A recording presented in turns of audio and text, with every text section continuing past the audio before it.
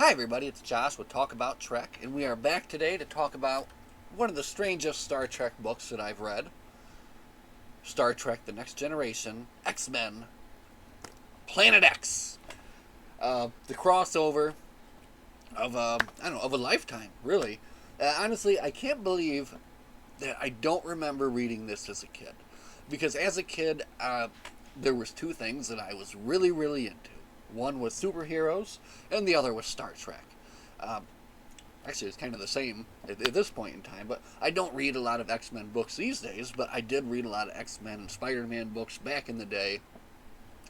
Didn't read a lot of the comics, but loved the cartoons. I was big on the Spider-Man cartoon, the X-Men cartoon, back in '97 or whatever. Loved the new one that they put out. And with the finale that came out this week for that, I figured, what an opportunity to go and read Planet X. Which, again, I do not remember ever reading in the past, so this was going to be an adventure. And it was. But as I got into it and I started figuring out what I wanted to do, I realized that I needed to get a little bit of the backstory first. As I got into the book, they mentioned how they had met before. And they did meet before in the comic book Second Contact, which I won't go too much into here, but basically describes the X-Men's first meeting with the crew of the Enterprise, which happens shortly after, kind of directly after the events of the movie First Contact, and through some kind of time travel shenanigans, they are able to meet up and work together to take out the Borg. And some Borgified Sentinels. A lot of good stuff going on. I mean, look at this. Look at it. Look at this. Worf and Wolverine, right? I mean, come on. And, this is kind of a nice little pinup, too. So, you got to get that history, too. But it even goes beyond that. Because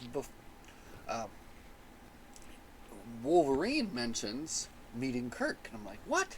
When did Wolverine meet Kirk? Yes, Wolverine did meet Kirk in this Star Trek X-Men crossover, which happened in this was published in the year of I don't know when this happened. It was the 30th anniversary of Star Trek. The date is not here, but I finished this just today too, and this was a fun little story. Different X-Men that are featured in the book and that are featured in this comic. But if you want to get the whole Star Trek X-Men crossover experience, you're going to want to get and read all of them, concluding with this fine book right here by Michael Jan Friedman. And, of course, he's done many, many, many books, several of which I've talked about on this channel. So I knew going in that I was in good hands with this. So, but without further ado, two teams of heroes, one astounding adventure. So here from the cover, you can see, and I'll be honest, I am not a super fan, I'm not a big fan of this cover, but you've got this green face guy, you've got Riker, Data, Storm, Wolverine, and Worf. Actually, I don't know, maybe I'm giving it a hard time. I read the whole book, and I'm still not 100% sure who the Green Man is on the cover. Maybe I should have paid better attention, but I thought that I did. I thought I did fine. All right, from the back. Wow, there is a novel back here. On the planet Zaldia, I love that, Zaldia, with an X, ordinary men and women are mutating into bizarre creatures with extraordinary powers. But is this a momentous evolutionary leap, or an unparalleled catastrophe? The very fabric of Zaldian society is threatened as fear and prejudice divide the transformed from their own kin. Dispatched to cope with the growing crisis, Captain Picard and the crew of the Starship Enterprise receive some unexpected visitors from another reality, in the form of the group of mutant heroes known as the Uncanny X-Men. Storm, the leader of the X-Men, offers their help in resolving a situation that is agonizingly similar to the human-mutant conflicts of their own time and space. But when hostile aliens appear in orbit around Zaldia to try and abduct the transformed for use as a superpowered force in an attack on the Federation, even the combined forces of the crew of Starfleet and the X-Men may be unable to prevent an inferno of death and destruction. Starfleet's finest crew and Earth's greatest mutant heroes who need all their powers and abilities to save Zaldian people and stop a deadly threat to the Federation. Whoa! Alright, anyway. They said too much on the back there. I mean, they didn't need to go into all that detail. One of the things that I really liked about this was when the story shifted from the people reacting to their people transforming to their being invaded, and all of a sudden their priorities shift and their priorities change. So that was actually one of the coolest parts about the book for me. So again, don't read the back cover if you don't have to, because sometimes they're going to give away a point in the plot which would have been better to be, organically read. So that's all I'll say about that.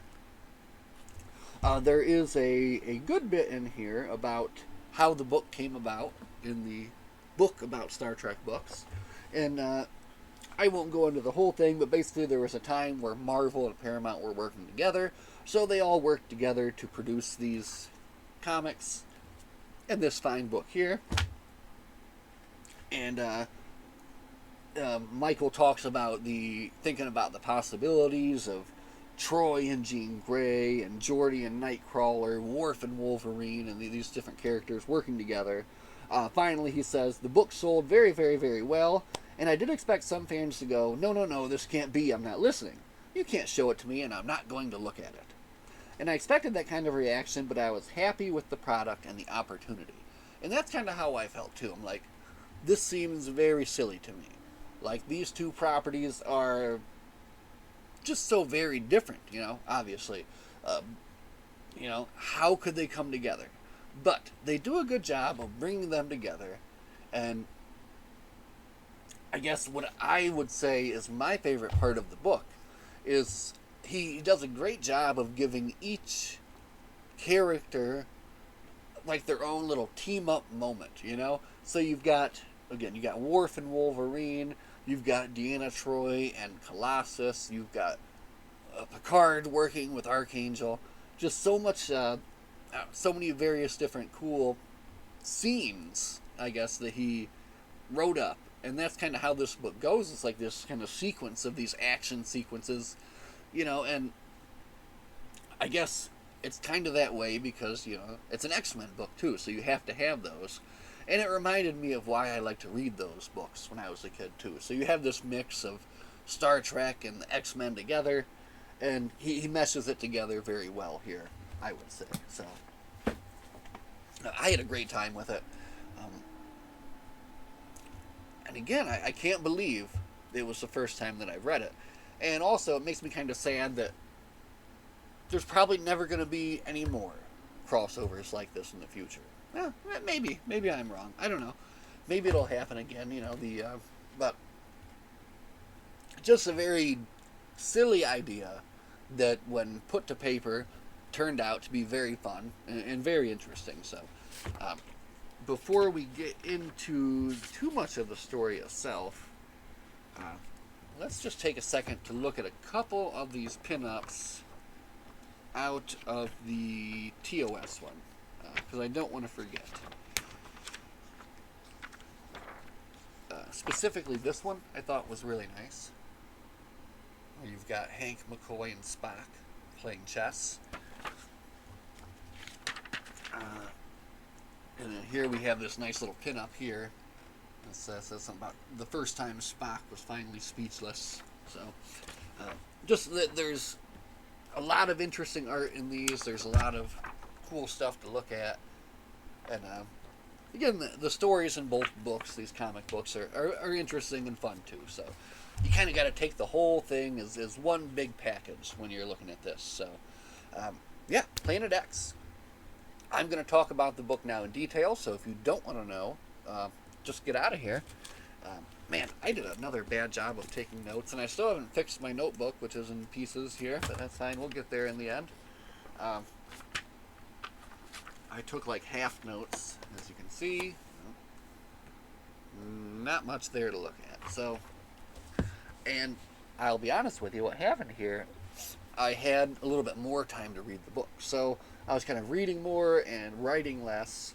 But again, that kind of leads to me not being able to tell the best story. But It'll be fine in the end. So the story starts out where you're getting two sides. So it starts out on Zaldia with Arid Sovar, and Arid Sovar is transformed into, hard to describe. He has the ability to kind of shoot light out of his fingers, but then his body also changes in kind of a terrible way. And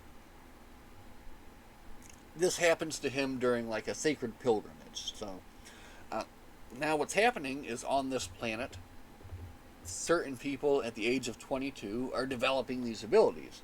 And much like how, the humankind react to the X-Men and that fiction, the same thing is going on here. The people of Zaldia are afraid, and they are kind of called to lock up all of these transformed, and that's what they do. So, back on the Enterprise, they bring back Worf for the book, thankfully. I mean, I think they kind of just had to do that so they wouldn't miss out on Worf and Wolverine. So he stops in from DS9 to join the crew of the E for a little bit, as they are called to Starbase 88, where the X-Men have mysteriously appeared. And this time the team consists of Storm, Wolverine, Banshee, Colossus, Shadowcat, and Archangel.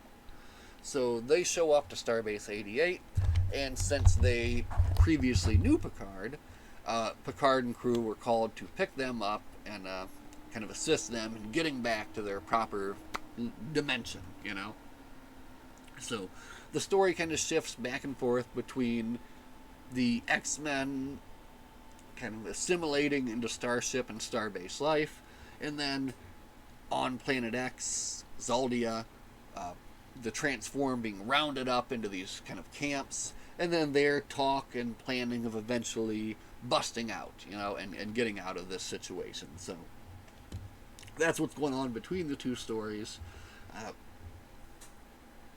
Again, it's fun, just the initial interaction between the X-Men. There's this kind of little something going on between Storm and Captain Picard, and then Archangel is like flying around the ship at top speeds, and just kind of making Captain Picard's not too happy with that. But just there's a lot of fun little stuff that happens in the meantime as they're getting ready to get to the meat of the story, especially a nice little scene with Worf and Wolverine in the holodeck doing some training. Very fun there too.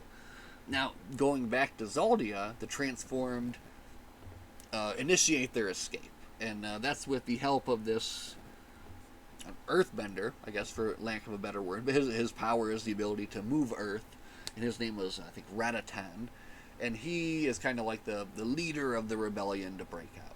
So they all kind of come together to use their abilities to overcome the Guard, and what is, kind of interestingly enough, a peaceful escape.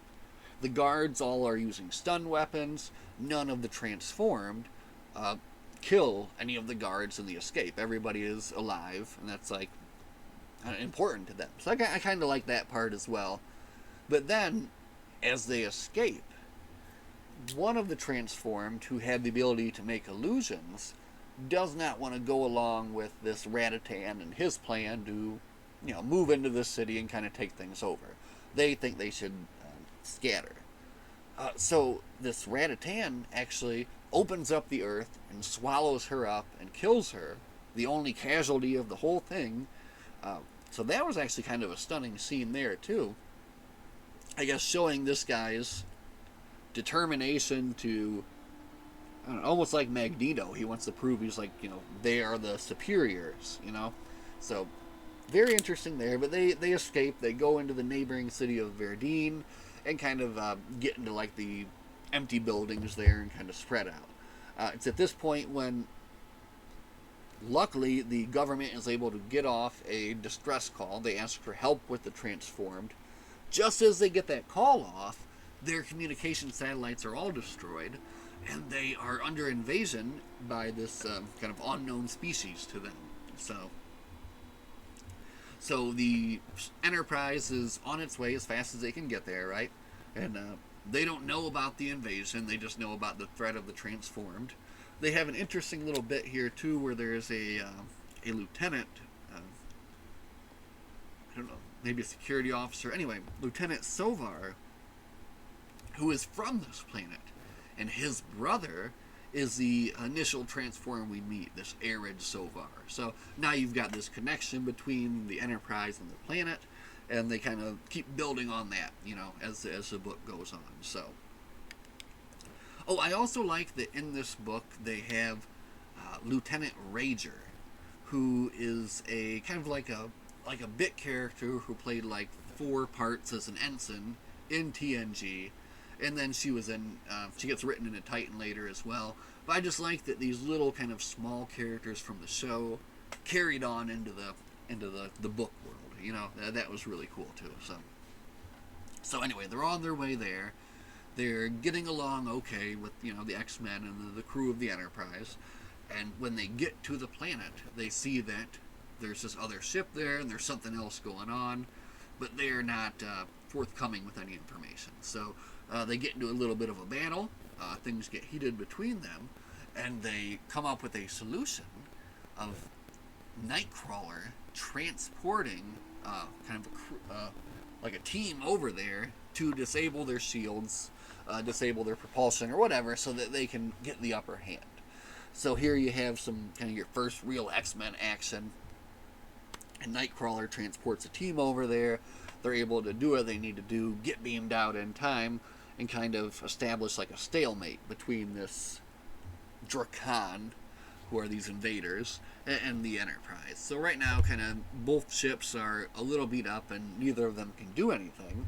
So the Enterprise decides to send down 3 shuttles to the planet to help with the current invasion and what's going on down there. Now what's going on down there is that the Drakon are rounding up all of these transformed. You see, it was their plot. They're the ones that actually planted the seeds or whatever that changed these people, many years ago. And their plan was to come back and pick them up later, and then take them and put them and create them and make them an army for them, basically. So now the brave crew of the Enterprise and the X-Men have to stop them. So here's where you have your very, very fun little team-up moments with Counselor Troy and Colossus, of course Wolverine and Worf, and Banshee, I think, and Data. I don't. There's so much going on, and there's just a lot of action in these sequences that kind of finish out the last half of the book. He did such a great job with that. So the things that stuck out to me the most, I think, were there's a part where they've subdued basically the ground forces through a few different battles with Colossus, Wolverine, Worf, everybody down there, each of them showing off their particular set of skills. They're able to subdue the ground force, right? And kind of things are okay on the ground for now. But the Drakons are not happy with that. So they launch a missile to pretty much destroy the whole populace, because if they can't have them, then nobody can. So in one of, I think, one of the coolest scenes in the book here, you have Picard, who's at first saying, I'm going to take a shuttle, fly down there, and blow this thing up. And I'm going to die, but we'll at least save the people. Archangel is on the bridge at this time. He's like, let me go along with you. There's got to be something I can do. So the both of them go along in their in the shuttlecraft, and they're heading towards the missile, right? And they're going through the atmosphere, so everything is heating up exponentially. The shuttlecraft's getting hotter. Everything's getting hotter. They need to get close enough so they can scan it. They can find a way to disarm it, and then they can from there, save the populace, right? So they get close enough to it. They put a tractor beam on the thing. They have to slow it down with their tractor beam so they can get it slow enough so that it's not too hot to touch, basically. So that Archangel can fly out, go over there, disarm the thing, and they can destroy it. So, again, for me, that was one of the funnest scenes in the book. Just very well done, well written. And, of course, they're able to accomplish their goal and save the city of Verdeen and all the transformed down there. So that's kind of like the end of the book, basically. Well, no, not really, because when the shuttlecrafts are coming up trying to leave now, right? The Dracones, having like everything else has been screwed up for them, decide that they're going to try to take out the shuttlecraft. So they open fire on the shuttlecraft, but in the last moment, Counselor Troy is able to do some technical know-how and get them transported to the bridge of the Dracone ship, where Wolverine kind of just opens up on them, and they take out the whole command staff and take over the ship, basically. So again, what's fun about this book, everybody gets their time to shine. And I didn't get a chance to talk about Geordi and Nightcrawler and everything that they did together, everything that Shadowcat did with this Lieutenant Sovar. There's a million other stories that I could tell that happen in this book, but we can't go into all of them. Suffice it to say, it's a ride. It is such a fun ride, and if you're like me and you grew up loving the X-Men and loving Star Trek, this is just one of those little kind of like a cherry on top moment, right? It's such a silly thing, it's a fun thing, and you just gotta take it and you gotta enjoy it. And that's exactly what I did, and I had a good time with Planet X. Again, read it yourself so that you can relive all this fun and the kind of the individual team ups and battles that happen in the story are written so well that I could picture them like as a comic book. You know, it's like I think that there was kind of some idea put to that to, with the writing, make it so that you could imagine seeing it on the page as well, which I was able to do pretty good and had a blast with it. And it's kind of a silly thing. It makes me want to go read an X-Men book again, which I haven't done in years, but just reading, reading these characters in action reminded me how much I liked to do that before. But we can't do that. There's still so much Trek to read. So much. And we're going to give you all here a little preview. If you've stuck around for 22 minutes, check this out. Look, over here is the bookshelf. All right, you can see it right there. Now this row right here, right there, that first row, is the TNG 1 through 50 in publication order. So in addition to having the 1 through 50 in there, we do have the giant novels and the other fun things like this in here. So what we are going to do is we're going to look on that shelf and we're going to figure out what we haven't read yet. And we're going to complete that whole shelf before we move on to anything else. And I think that'll be fun and that'll be satisfying. And it'll keep me reading some TNG books, which will keep me happy. So that's it.